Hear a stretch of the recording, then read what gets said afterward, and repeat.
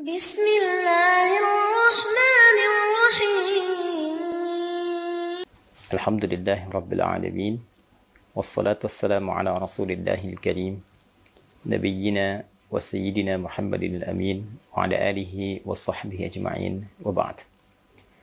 Saudara-saudariku dimanapun berada, semoga kita semua senantiasa diberikan kesehatan paripurna oleh Allah Subhanahu wa Ta'ala, kemudahan dalam menjalani aktivitas kehidupan kita, dan keberkahan yang menyelimuti seluruh amal ibadah kita.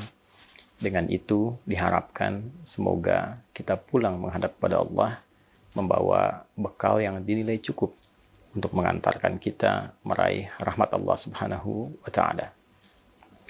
Teman-teman, di antara sekian bekal yang coba kita kumpulkan dalam kegiatan dan aktivitas duniawi kita adalah bekal-bekal yang kita upayakan menjadi ibadah di hadapan Allah Subhanahu wa Ta'ala, yang dengan itu pula kita diciptakan oleh Allah demi tujuan mulia dimaksud. Wa ma khalaqtul jinna wal insa illa liya'budun. Dan tidaklah aku ciptakan jin dan manusia itu, kata Allah Subhanahu wa Ta'ala, kecuali tujuannya agar manusia dan jin dimaksud menjadikan seluruh kegiatannya sebagai ibadah karena Allah Subhanahu wa Ta'ala. Demikian di Al-Quran surah ke-51 Adz-Dzariyat di ayat 56 itu. Untuk itu penting kita menyadari bahwa konsepsi seluruh kegiatan kita di muka bumi ini adalah ibadah.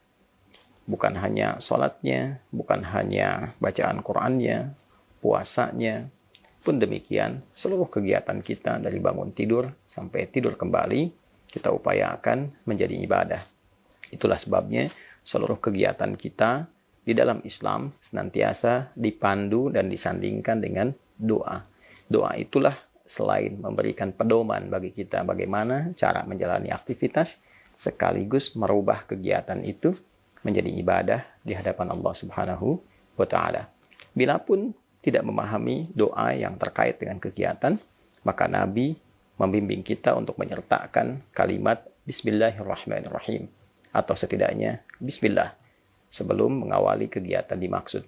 Nabi menyampaikan, kullu amrin dzibalin la yubda'u fihi bi Bismillahirrahmanirrahim fahuwa abtar, atau fahuwa aqta. Setiap perbuatan baik yang tidak disertakan dengan Bismillahirrahmanirrahim menjadikan kegiatan itu dilakukan karena Allah sehingga menjadi ibadah, fahuwa abtar. Jika tidak disertakan kalimat itu, maka terputus nilai ibadahnya, terputus potensi pahalanya. Untuk itulah, demi melatih jiwa kita, keadaan diri kita, untuk menjadikan seluruh kegiatan itu terkoneksi kepada ridha Allah Subhanahu wa Ta'ala, terkoneksi pada pengawasan Allah Subhanahu wa Ta'ala, dan menjadikan itu sebagai ibadah, maka dilatih kita melalui praktek-praktek ritual. Dilatih kita melalui aspek ibadah yang menunjukkan implementasi keberimanan kita kepada Allah pertama kali. Saat kita beriman, yakin dengan Allah sebagai Tuhan, maka pembuktiannya adalah ibadah. Dan konsep dasar dari ibadah ini bentuknya adalah ritual, sebagai wujud pengabdian kita kepada Allah, sekaligus menunjukkan sikap kebertuhanan kita yang telah yakin tanpa ragu kepada Allah Subhanahu wa Ta'ala. Innani anallahu la ilaha illa ana fa'budni wa aqimis salata li dzikri. Sungguh aku tegaskan, kata Allah, akulah Allah, tiada yang layak dipertuhankan kecuali aku, kata Allah. Maka ketika Anda sudah meyakini Allah sebagai Tuhan dan mempertuhankannya, buktikan kebertuhanan itu dengan fa'budni, menyembah Allah Subhanahu wa Ta'ala. Maka sembahlah aku, kata Allah. Dengan cara apa? Wa aqimis salata li dzikri. Pembuktian pertamanya adalah menunaikan ibadah ritual berupa salat. Salat bukan hanya ibadah yang membuktikan keberimanan kita kepada Allah, tapi di dalamnya ada latihan-latihan untuk mengantarkan seluruh bagian tubuh kita ini mengabdi kepada Allah dan siap digunakan dalam beraktivitas dalam kerangka ibadah kepada Allah Subhanahu wa Ta'ala. Lisan yang digunakan berzikir saat sholat, kepala yang ditundukkan, tangan yang berpasrah, sampai kaki yang bersimpuh selalu digunakan untuk menunjukkan kebertuhanan kita kepada Allah dalam bentuk ibadah ritual, maka implementasinya digunakanlah hasil pendidikan ritual itu dalam aktivitas sosial. Maka seluruh kegiatan sosial kita, dari bangun tidur sampai tidur lagi, berinteraksi dengan orang lain, bekerja, dan seterusnya, bila itu dilakukan dengan bagian tubuh yang biasa kita latih dalam ibadah ritual dan diimplementasikan dalam konteks ibadah sosial, diniatkan untuk menaati Allah, maka itulah yang dimaksud dengan ibadah. Itulah yang dimaksud dengan amal saleh. Maka lisannya bertutur atas ridha Allah, matanya memandang untuk mengharapkan ridha Allah. Demikian sampai ke ujung kakinya. Bila sholat dibuka dengan iman, alladzina yu'minuna bil ghaibi wa yuqimuna shalah, pun demikian disebut dengan iman, wa ma kana Allahu liyudhi'a imanakum, maka seluruh bagian tubuh kita ini pun ketika difungsikan diawali dengan kalimat iman. Ya ayyuhalladzina amanu la yashar qaumin qaum, itu untuk lisan. Man kana yu'minu billahi wal yawmil akhir falyaqul khairan aw liyasmut. Demikian penekanan Nabi. Siapa yang merasa beriman kepada Allah dan dia yakin dihisab di hari kiamat nanti, maka jaga lisannya. Karena imannya katakan yang benar, tak mampu dia diam. Demikian pandangan sampai dengan ke ujung kaki. Maka demikian Allah ketika berfirman untuk menunjukkan hikmah di balik kaitan ibadah ritual dengan aspek sosial.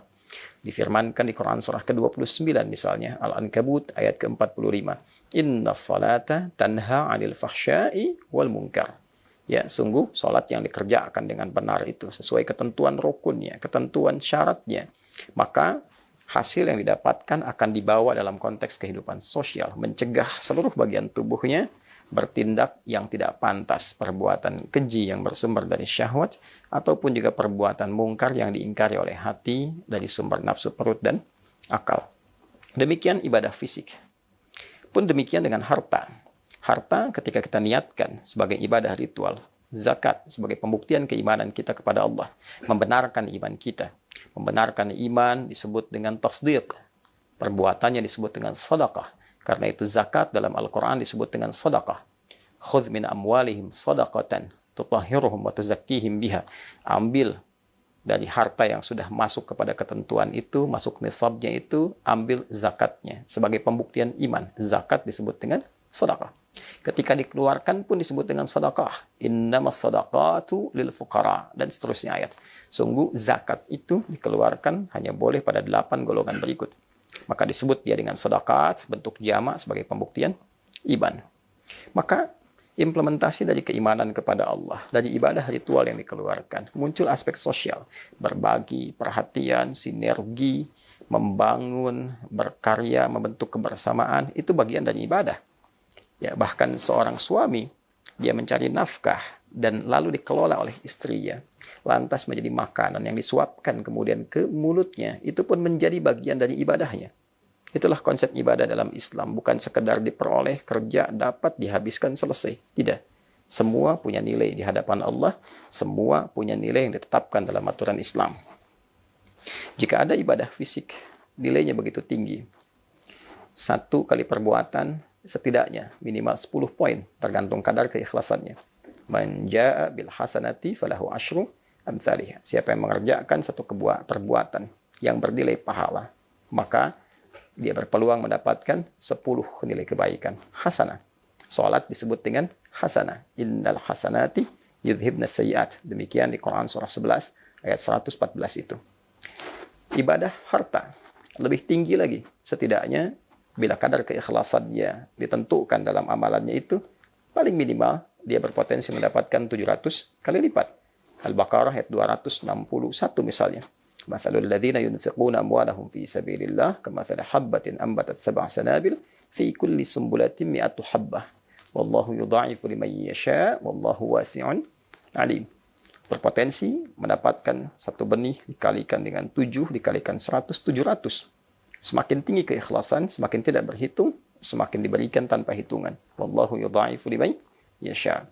Fisik standar.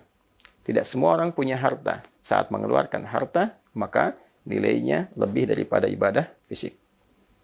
Maka bisa dibayangkan, kalau ada orang menunaikan ibadah fisik dan harta sekaligus. Dia gunakan fisiknya untuk mengejar rahmat Allah. Dia berjuang untuk mendapatkan ridha Allah. Dia mengeluarkan hartanya dari mulai menabung, dia kumpulkan untuk mendapatkan ridha Allah. Dia satukan keduanya, maka bisa digambarkan pahala apa yang bisa ia raih. Demikianlah haji.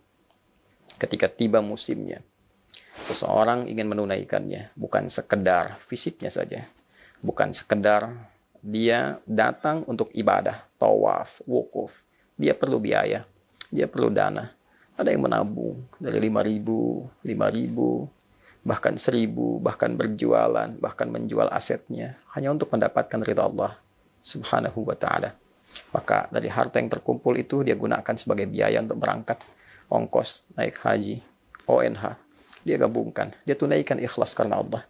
Maka bila hajinya dia niatkan betul karena Allah, dia jaga fisiknya optimal, dia tunaikan, dia tambah pengetahuannya supaya benar ditunaikan, dan dia tingkatkan takwanya kepada Allah. Wa tazawwadu fa inna khairaz zadi taqwa, dan berbekalah, maka bekal terbaik yang kau kumpulkan ialah takwa. Maka dia mencoba menunaikan haji dari awal, kemudian dia wukuf sampai dengan selesai untuk menaati Allah. Dia pulang, dia dekat dengan Allah. Ada perubahan pada dirinya, hilang sifat jeleknya, muncul baiknya. Ketika salah hilang, muncul saleh. Kesolehan yang muncul setelah sifat salah itu hilang disebut birrun. Bila melekat pada pelakunya, disebut mabrurun. Maka Nabi mengatakan, al-hajjul mabrur. Haji yang merubah pelakunya, penunainya, menjadi lebih baik dari sebelumnya, lebih dekat dengan Allah, lebih giat meningkatkan takwa. Laisa lahul jazaa illal jannah. Tidak ada pahala yang setara bila ia mampu mengerjakannya, menjaga konsisten sampai wafat, kecuali ia berpeluang mendapatkan surganya Allah Subhanahu wa ta'ala.